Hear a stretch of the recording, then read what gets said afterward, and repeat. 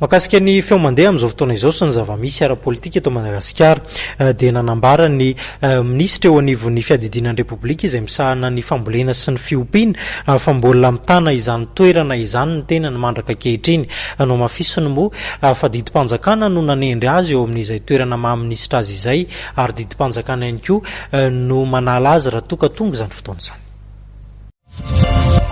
Asa aloha androany aloha asa raha inona ny miantsonareo inona ny titre ny etiko teto androany za décret ny filohan'ny république nanendry ministra raha tsy misy décret anankiray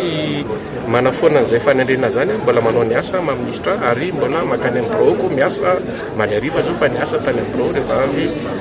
namonjy ny conseil de ministre lizy ange totsika hoe fahitako azy zany efa miala ao anatin'ilay fitakina voalohany ny etsika ary rehefa manidy ministera zay anao efa mandeha atteinte any amin'ny